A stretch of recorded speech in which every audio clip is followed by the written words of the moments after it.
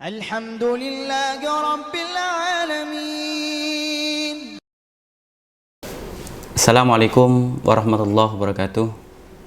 Alhamdulillahi Rabbil Alamin.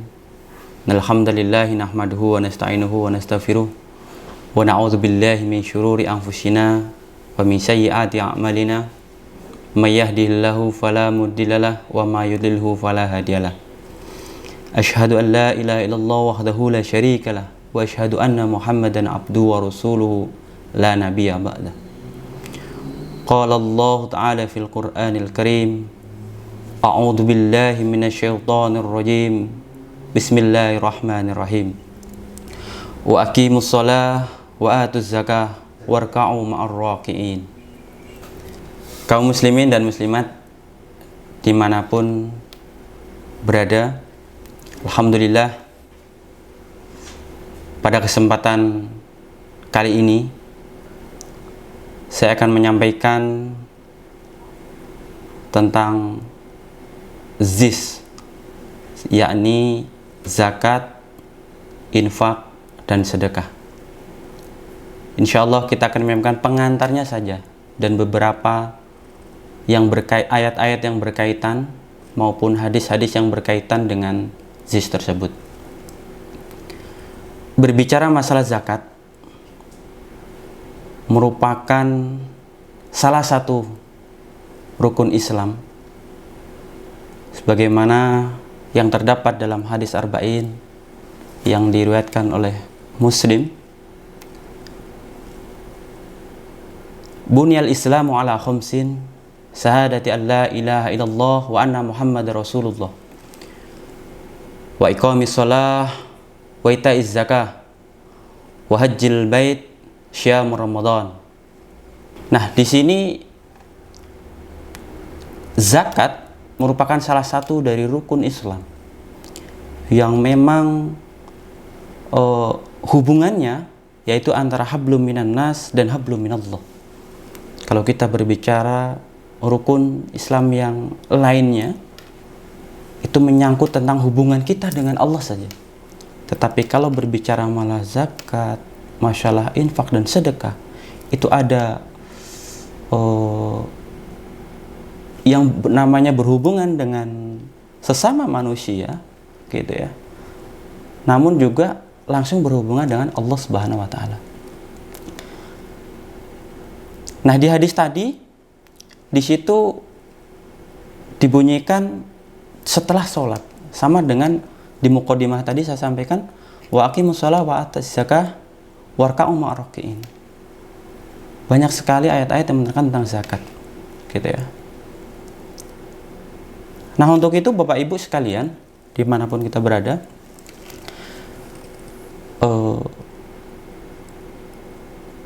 zakat itu sendiri yang sering kita kenal kalau berbicara masalah zakat itu ya ketika sudah berada di bulan Ramadan, gitu ya. Entah itu zakat mal, entah itu zakat fitrah maupun yang lainnya, kita terpaku kepada di bulan Ramadan. Kebanyakan begitu.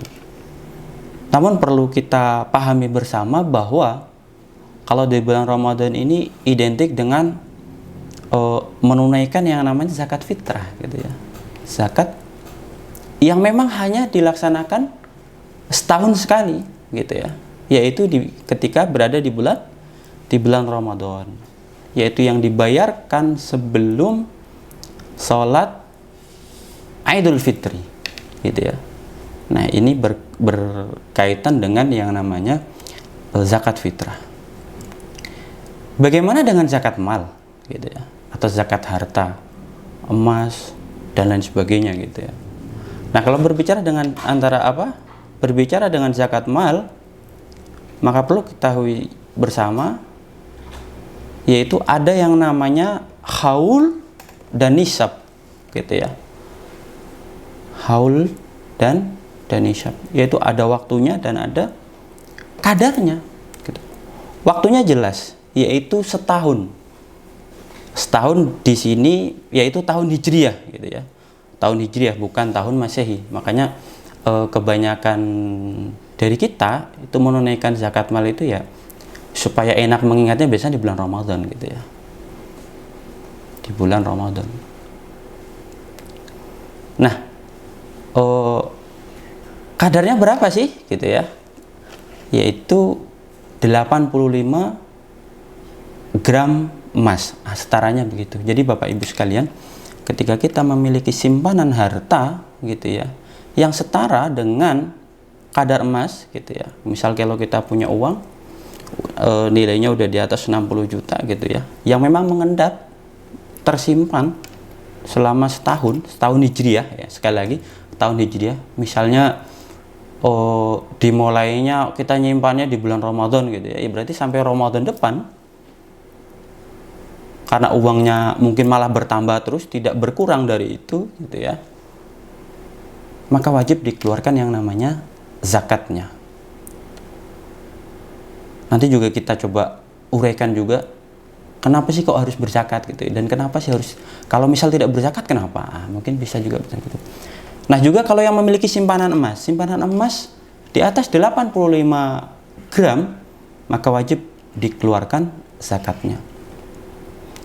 Bagaimana kalau emasnya itu semua dipakai? Nah kalau emasnya semua dipakai sebagai perhiasan gitu ya, bukan harta simpanan, mungkin kan begitu. 85 kg dipakai buat kalung, buat gelang gitu ya, ataupun buat yang lain-lainnya, maka tidak diharuskan untuk dizakati. Tetapi kalau itu menjadi harta simpanan gitu ya, mungkin yang dipakai hanya 2 gram, yang tersimpan 90 gram dan lain sebagainya, bahkan lebih gitu ya, maka wajib dikeluarkan zakatnya. Apakah zakatnya dikeluarkan setiap tahun? Betul. Ketika harta itu tetap kita simpan gitu ya, maka wajib dikeluarkan. Bukan sekali ya. Sekali lagi, zakat mal itu terhadap harta kita, yaitu uang yang tersimpan, emas dan sebagainya, itu bukan hanya sekali ketika kita berzakat, tetapi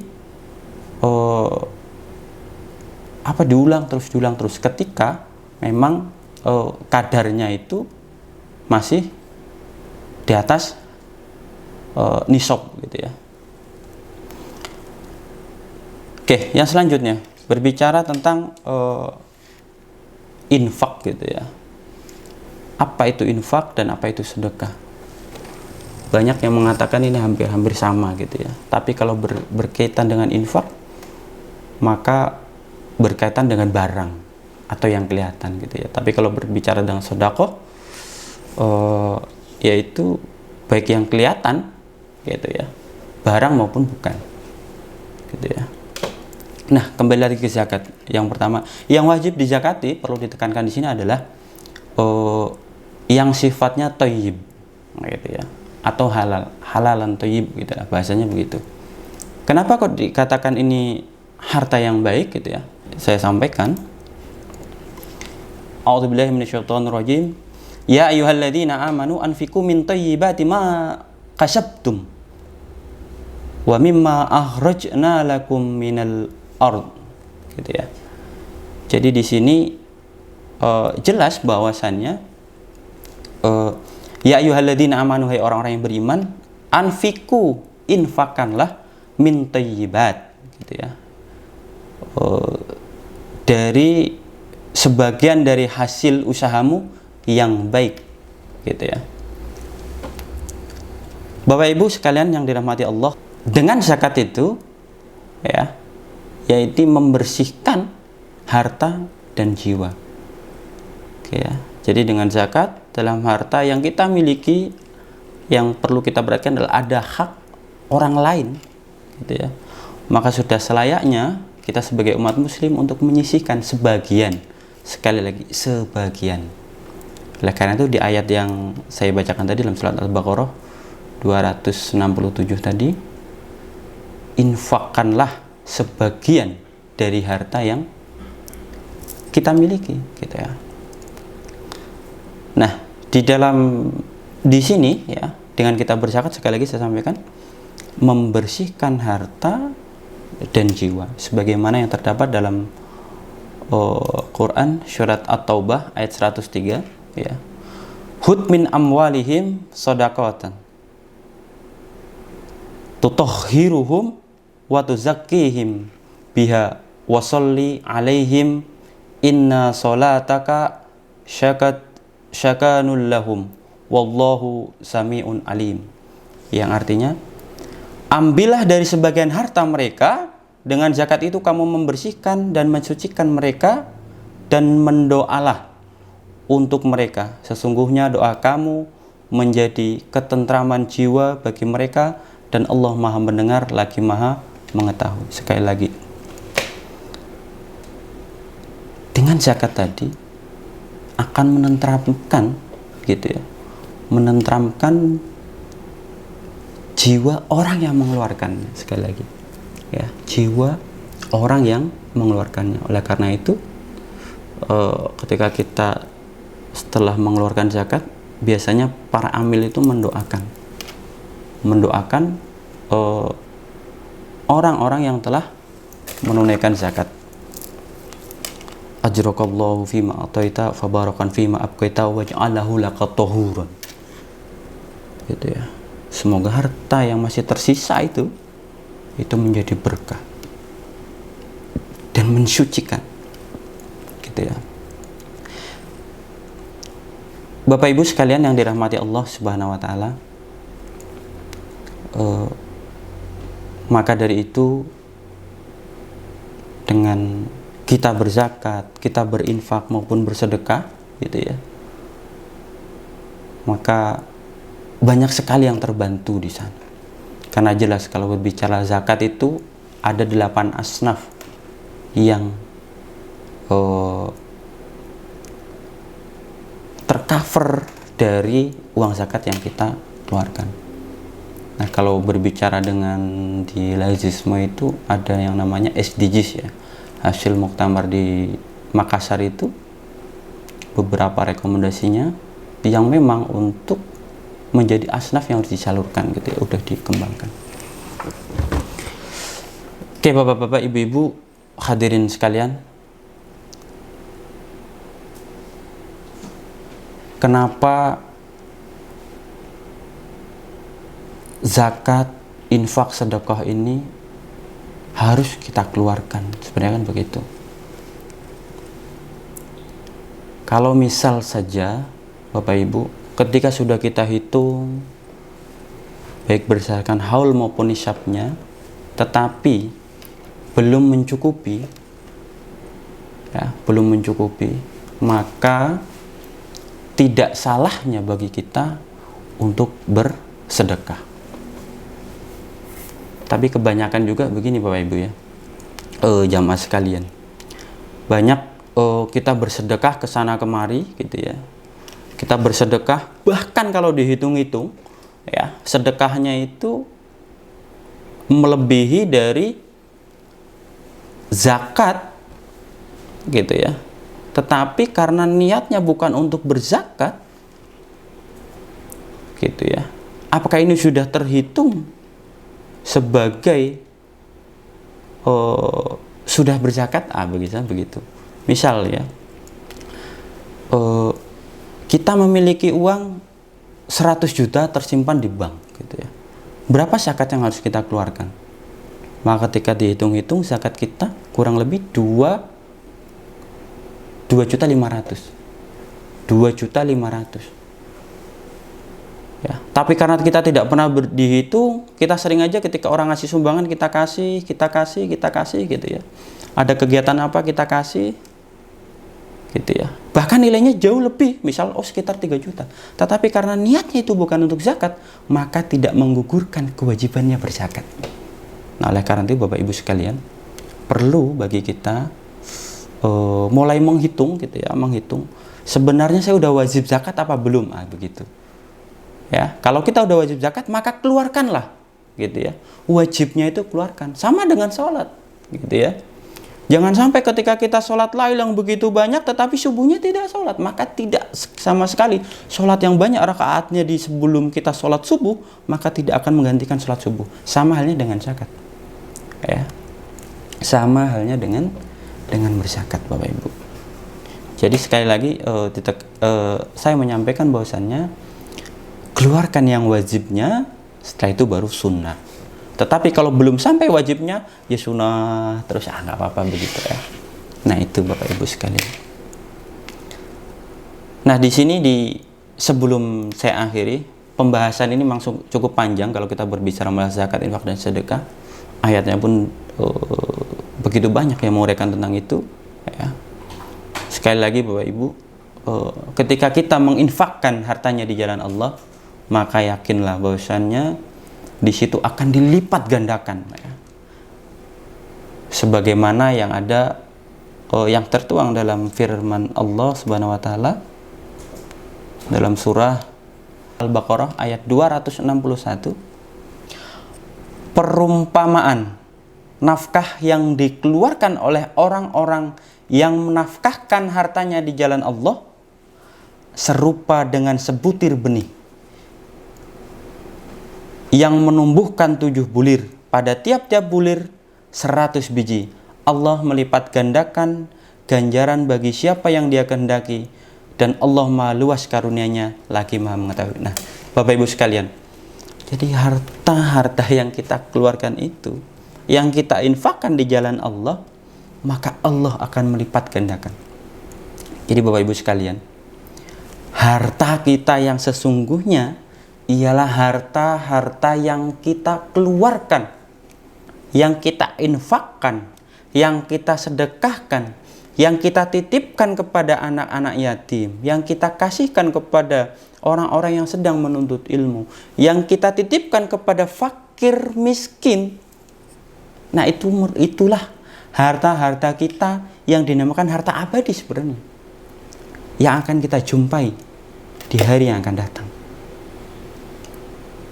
Jadi ketika harta yang kita makan, inilah yang namanya harta yang habis sebenarnya, ya. Jadi Bapak Ibu, ketika dapat surat seruan dari Amilah, misalnya begitu ya, ajakan baik itu sedekah, infak, sedekah ataupun lain sebagainya, maka bersyukurlah karena itu merupakan muazzinnya. Nah, gitu loh. Kalau menurut saya sampaikan, itu adalah muazzinnya, itu yang mengingatkan kita untuk mengeluarkan baik itu berupa zakat, infak maupun sedekah. Kalau sholat 5 waktu, ya, itu ada yang azinnya, sudah ada yang muazzinnya. Sering sekali kita ingatkan. Tetapi ketika zakat, seperti apa muazzinnya? Ya melalui amil-amil itu, gitu ya, melalui amil-amil tadi. Khud min amwala, mungkin begitu. Itu yang menjadi dasarnya buat para amil untuk mengambil, gitu ya. Tapi sekarang mungkin melalui surat, gitu ya, melalui media sosial, melalui WhatsApp yang dikirimkan ke Bapak Ibu sekalian. Nah, kalau itu menerima, respon dengan baik, gitu ya, insya Allah Allah akan membalas ganjarannya, ya. Dan di akhir saya sampaikan sebuah hadis, gitu ya, yang diriwayatkan oleh Imam Bukhari dan Imam Muslim. Rasulullah Shallallahu Alaihi Wasallam bersabda, tidak suatu hari pun di mana pada pagi hari seorang hamba ada padanya melainkan 2 malaikat turun kepadanya. Salah satu di antara keduanya berkata, ya Allah, berikanlah ganti bagi orang yang berinfak. Sekali lagi saya ulangi, ya Allah, berikanlah ganti bagi orang yang berinfak. Ya, yaitu untuk mengganti harta-harta yang dikeluarkan, gitu ya. Dan malaikat yang satunya berkata, ya Allah, hancurkanlah harta orang yang kikir. Nah, inilah doa malaikat. Ketika malaikat berdoa di suatu pagi pada saat itu, yaitu mendoakan bagi orang yang gemar berinfak, dan satunya orang yang kikir, gitu ya, orang yang mungkin tidak begitu gemar, gitu ya. Nah, mungkin itu yang dapat saya sampaikan. Salah dan khilafnya mohon maaf, ya. Wallahu a'lam bishawab. Billahi fi sabilillah fastabiqul khairat. Wassalamualaikum warahmatullahi wabarakatuh.